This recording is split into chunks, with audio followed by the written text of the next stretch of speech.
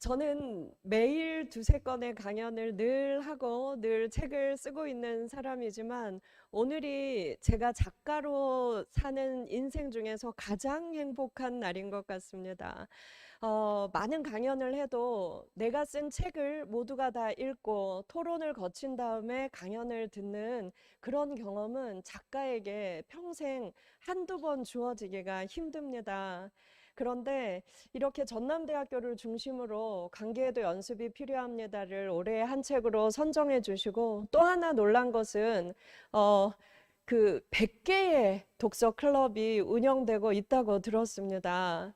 한 대학교가 나서서 이렇게 광주 전남 전체에 책 읽기 붐을 일으키는 것도 정말 힘든 일이고 또 이렇게 코로나로 힘든 시기에 책을 읽고 토론하고 이렇게 강연회에 참여해서 서로 소통할 수 있는 기회를 마련해 주신 것에 대해서도 정말 고개 숙여 감사 인사를 드립니다. 저는 오늘 이 강연장이 다른 곳이 아니라 전남대학교여서 굉장히 제 마음에는 굉장히 울컥하는 마음이 있었습니다. 우리 광주 시민 여러분 또 전남대학교 학생들에게 이 전남대학교는 어떤 곳인지 잘 모르겠습니다만 제가 96학번인데요. 저희 학번 세대만 하더라도 전남대학교에 대한 굉장한 존경심과 동경심이 있었습니다. 그래서 모든 대학교 이름 앞에 민족이라는 접두사가 많이 붙긴 하지만 민족 전남대학교 가장 어울리는 이름이 아니었나라는 생각도 하고요. 그리고 늘 화면에서 많이 봤던 전남대학교 교문을 들어서는 순간 굉장히 제 마음이 뜨거워졌습니다. 그리고 여러분 그거 아세요? 저는 유럽 전역을 다니면서 도서관 기행을 하고 그걸 책으로 쓰기 위해서 계속 자료를 모으고 있는 중인데요. 제가 다녀본 이름난 도서관을 통틀어서 오늘 제가 와본 이 전남대학교 정보마루 빈마당 도서관은 저에게 약간 충격이었습니다. 대한민국에 이렇게 멋진 도서관이 있구나. 오늘 강의가 끝나면 꼭 한번 앉아보고 싶다라는 생각이 들었습니다. 여러분들은 지역사회에 이렇게 멋진 도서관이 있어서 참 좋으시겠습니다. 너무나 부러운 마음이 들고요. 오늘 제 인생에 잊지 못할 이 강연장 그리고 저를 여기에 초대해 주신 마음에 저는 은혜를 갚는 마음으로 제가 이 시간을 이끌어 가려고 합니다. 여러분 강의 들으실 준비 되셨나요? 감사합니다. 자, 저는 오늘 제목을 몸, 마음, 관계 심리학이라고 정해 보았는데요. 여러분, 인간관계에 자신 있어 라고 하는 사람을 사실 전 잘 보지 못했습니다.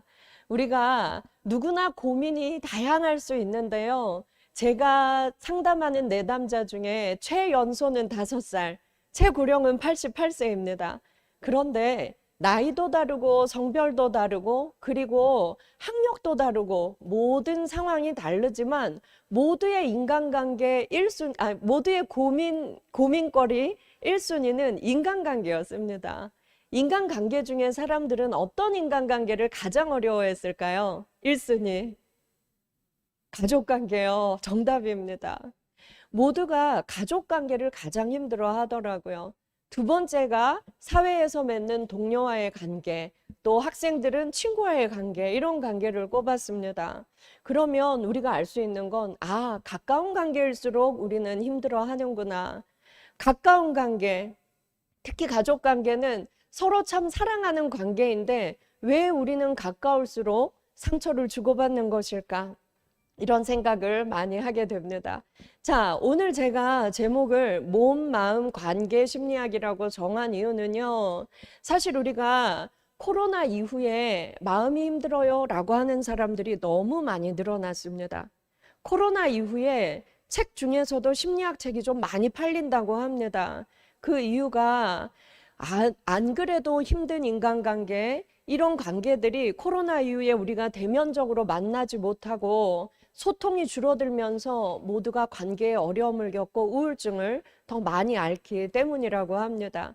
여러분들도 코로나 이후에 거의 2년째 이렇게 비대면이 늘어나고 오프라인의 관계가 줄어들면서 마음에 좀 어려움들이 있으시죠? 그래서요. 작년에 영국 같은 경우는 9월 달부터 교과 과목에 정규 교과 과목이 새로 한 과목 생겼습니다. 뭔지 아십니까?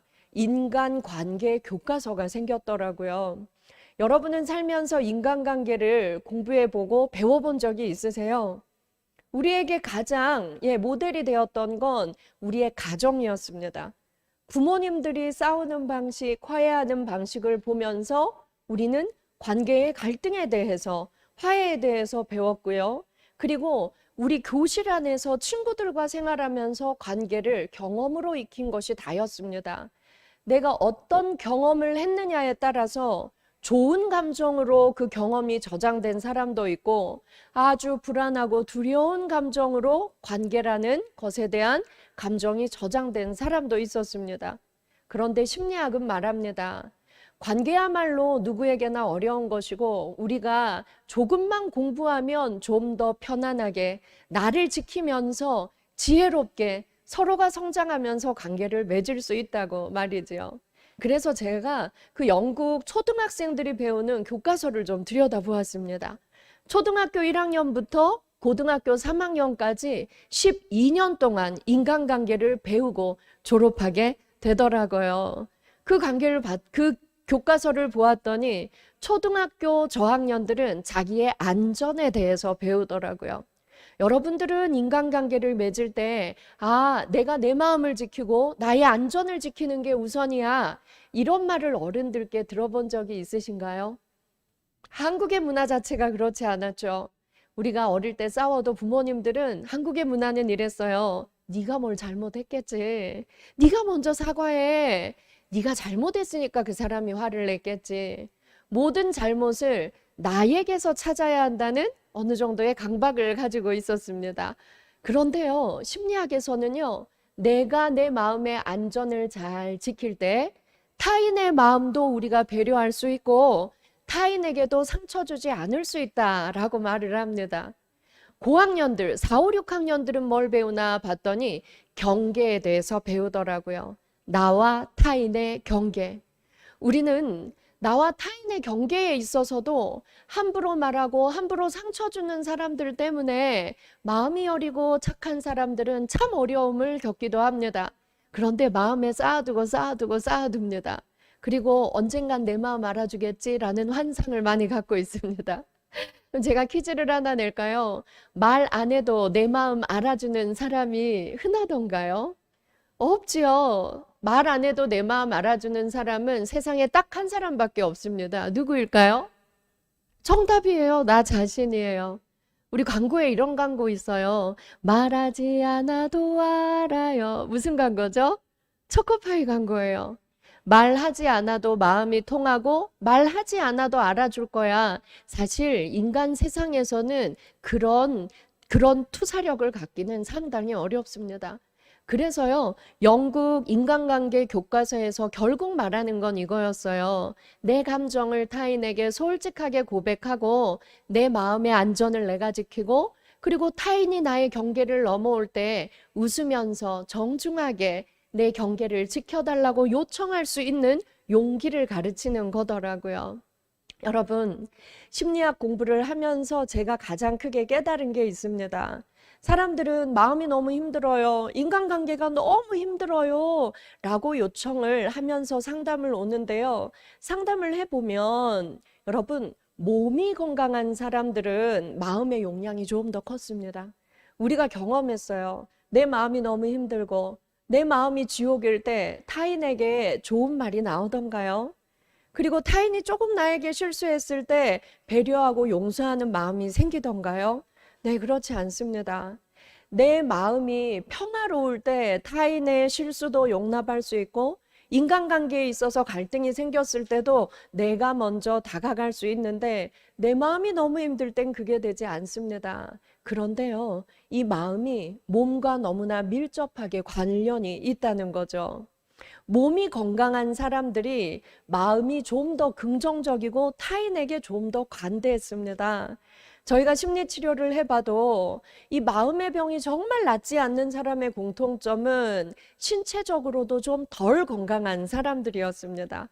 그래서요, 우리는 이렇게 말합니다. 먼저 내 몸이 건강해야 마음도 건강할 수 있고, 이 두 가지가 되어야 인간관계도 건강해진다.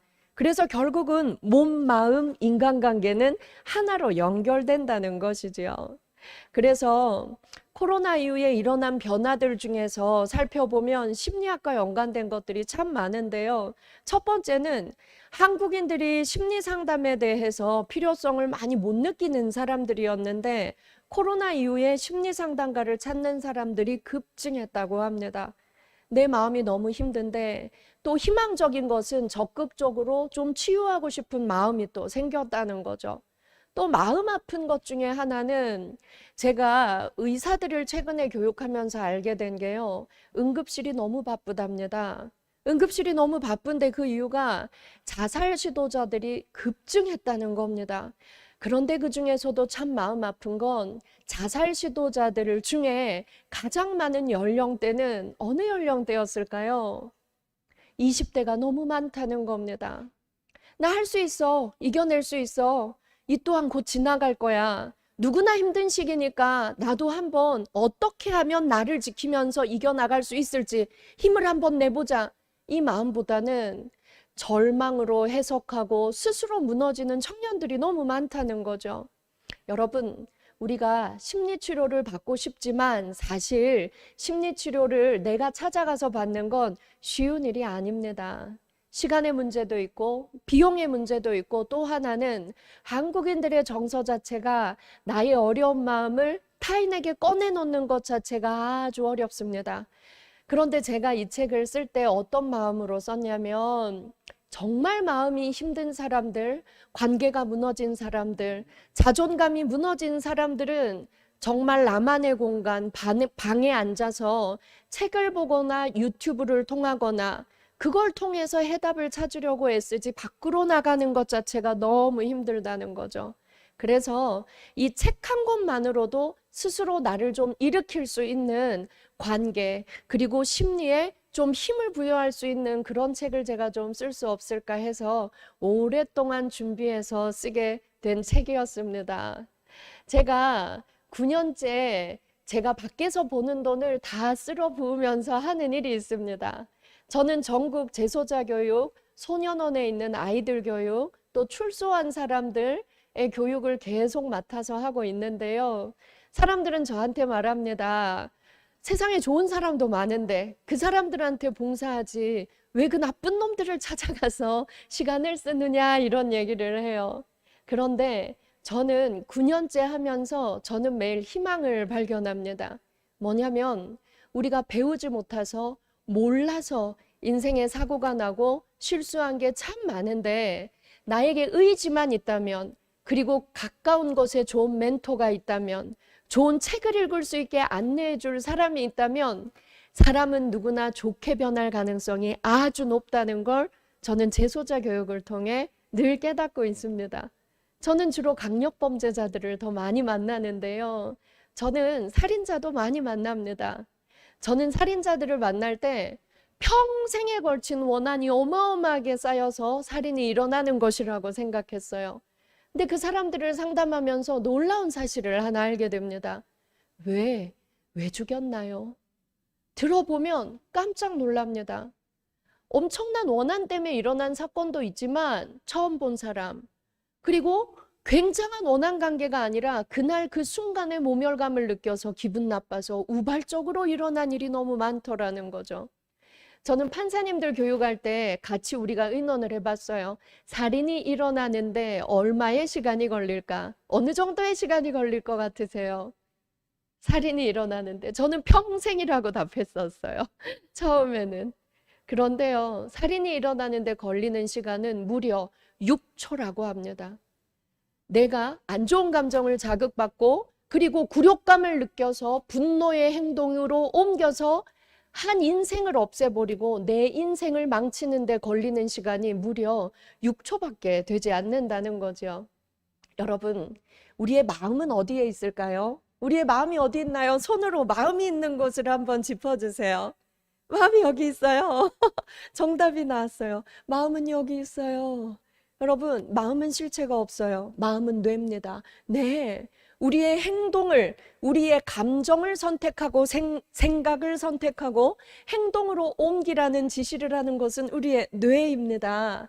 여러분, 저는 재소자 교육하면서 알게 되었어요. 아, 이 사람들은 같은 말을 들어도 같은 상황에 놓이게 돼도 모든 걸 아주 나쁘게 부정적으로 해석하고 그것을 행동으로 옮기는데도 능숙했던 사람이구나. 그런데 우리의 뇌는요, 생각을 선택하는 것도 감정을 선택하는 것도 행동으로 옮기는 것도 오늘부터 변해야지라고 마음 먹고 연습하고 노력하면 우리의 뇌는 얼마든지 긍정적으로 좋게 바뀔 수가 있고 좋은 감정 선택하고 좋은 생각 선택하고 좋은 행동으로 옮길 수 있는 능력이 있다는 겁니다. 그래서 일부 심리학자들은 말합니다. 사람 안 변해 라고 말합니다. 그런데 저는 그 말에 반대합니다. 사람은 얼마든지 좋게 변할 가능성이 있다. 그래서 저는 재소자 교육을 제가 죽는 날까지 계속 할 겁니다. 왜냐하면 그들은 우리 곁으로 곧 돌아올 사람들이거든요. 그래서 나와 내 가족을 지키려면 그들이 변해서 나와야 하거든요. 근데 저는 늘 교육하면서 희망을 발견한다고 했지요.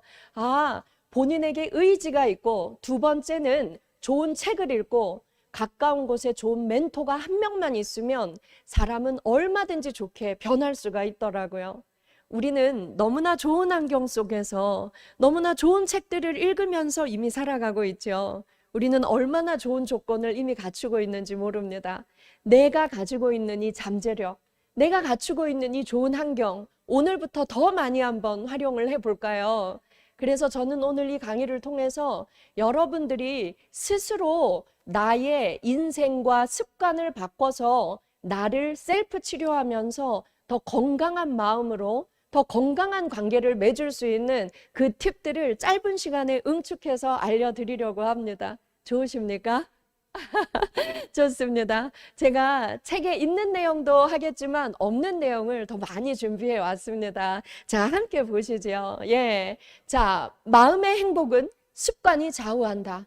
여러분, 행복의 반대말은 무엇일까요? 행복의 반대말이 뭔가요? 불행. 아, 맞아요. 우리는 불행이라고 알았어요.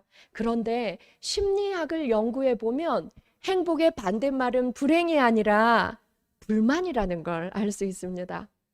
똑같은 상황에서도 큰 행복을 느끼는 사람이 있고 똑같은 상황에서도 너무나 놀랍게 불행을 발견해내는 사람도 있습니다. 자, 그렇다면 나는 생각하는 습관, 긍정으로 기울어져 있나 부정으로 기울어져 있나 우리가 그거 한번 오늘 평가를 해볼게요. 그래서 마음의 행복은 습관이 좌우합니다. 여러분, 우리 뇌는요, 어떤 자극이 왔을 때 6초 동안 고민했어요. 긍정적으로 해석할까 부정적으로 해석할까, 내가 어떤 감정 선택할까, 어떤 생각 선택할까, 어떻게 행동할까. 우리의 뇌는 너무나 훌륭해서 6초 만에 그것들을 다 선택할 수 있더라는 거죠. 누군가 나를 비난합니다. 그때 부정에 기울어져 있는 뇌는 이렇게 선택을 합니다. 그래, 내가 무시당하는 게 당연하지. 아유, 나는 인복도 없어. 나는 무시당할 만해. 이렇게 평가하는 뇌가 있는가 하면 누군가 나에게 굴욕을 주고 누군가 나에게 비난을 해도 어머, 저 사람 참 사람 볼 줄 모르네. 나 장점 되게 많은 사람인데. 이렇게 생각하는 뇌도 있다는 거죠. 그래서 여러분, 우리는 자아 존중감, 자기 효능감 이런 말을 많이 들어보았을 겁니다. 너무 많이 들어서 그냥 무감각해진 단어이기도 합니다. 하지만 내가 나를 존중하는 자아 존중감, 그리고 나는 꼭 필요한 사람이야, 나는 세상에 이로운 사람이야, 자기 효능감이 없다면 내 마음의 불행은 내 가까운 관계에도 반드시 전염될 수 있다는 거죠. 자, 그러면 여러분, 마음의 행복은 습관이 좌우한다는데 나는 어떤 습관을 가진 사람일까? 한번 우리가 생각을 해보죠. 자, 여러분, 습관이 우리의 인생을 결정하는데요. 습관 중에 가장 중요한 습관 3가지가 바로 이것입니다. 생각하는 습관, 좋은 감정을 선택하는 습관, 그 다음은 행동하는 습관입니다. 자, 여러분, 우리는 좋은 강의를 들을 때, 나도 해봐야겠다. 좋은 책을 읽을 때, 나도 해봐야겠다라고 하지만 사실 이것이 행동으로 나아가기는 쉽지 않습니다. 그런데요, 우리 뇌는요, 좋은 강의를 듣고 좋은 책을 읽고 머리로만 생각할 때는 아무런 변화도 없습니다. 그런데 내가 그것을 한 번만이라도 행동으로 실현한다면 그날부터 내 인생에 큰 변화가 일어나기 시작합니다. 생각하는 습관, 좋은 감정을 선택하는 습관, 행동하는 습관, 어떻게 우리가 키울 수 있을까요? 이것이 행복의 핵심인데요. 자기 효능감을 높이는 습관을 키우고 불행을 부르는 습관을 버리는 겁니다. 자, 우리가 한번 떠올려 보죠. 사실 긍정의 생각을 선택하고 긍정의 감정을 선택하는 훈련은 양육자에 의해서 우리가 많은 훈련을 받았습니다. 우리가 클 때 우리의 부모님의 양육 방식이 우리가 이걸 선택하는 그 습관에 너무 큰 영향을 주었다는 거죠. 긍정적이고 나의 자존감을 높여주는 부모님 밑에서 자랐다면 좋겠지만 그런 경험을 가진 사람들은 사실 의외로 많지 않습니다. 자, 그런데요, 우리가 부모님을 원망할 수 있는 나이는 19세가 끝입니다. 20세부터는 여러분 누가 누구를 키워야 하죠? 내가 나를 키워야 합니다. 그래서 우리는 공부해야 됩니다. 공부해야 새로운 걸 알게 되고 나를 키울 수 있고 내 인생을 변화시킬 수 있기 때문입니다. 자, 여러분 퀴즈 낼게요. 습관은 타고난 천성보다 힘이 셉니다. 자, 몇 배 힘이 셀까요? 몇 배나 힘이 셀까요? 오, 책을 정말 열심히 읽으셨네요. 맞습니다. 자, 여러분 타고난 습관은 타고난 천성보다 무려 10배가 힘이 셉니다. 그래서 쟤는 타고난 천성이 게을러. 괜찮아요. 타고난 천성이 게을러도 느려도 괜찮아요. 무엇으로 우리의 인생을 바꿀 수가 있죠? 습관을 새로 익혀서 우리의 인생을 바꿀 수가 있습니다. 자, 10배나 세다고 하니까 우리 믿고 한번 가볼까요? 실행할 의지만 있다면 새로운 습관을 단호하게 습득하는 것이 가장 좋은 방법입니다. 내가 버리고 싶은 습관이 혹시 있나요? 내가 너무 걱정이 많나요? 불안을 자주 느끼나요? 이것도 다 습관입니다. 그러면 오늘부터 나는 변하겠어. 오늘보다 지금 이 순간부터 변하겠어라고 마음 먹으면 우리 뇌는 긴장하기 시작합니다. 변화가 시작되는 것이죠. 나쁜 습관들은 서서히 굳어져서 일상의 중독이 되어버린 겁니다. 나쁜 습관 하나씩 떠올려 볼까요? 버리고 싶은 것. 그건 사실 습관을 넘어서서 중독된 거라는 거죠. 자, 그러면 서서히 끊는 게 좋을까요? 단호하게 끊는 게 좋을까요? 단호하게 끊어야 됩니다. 오늘 아니요, 지금 이 순간.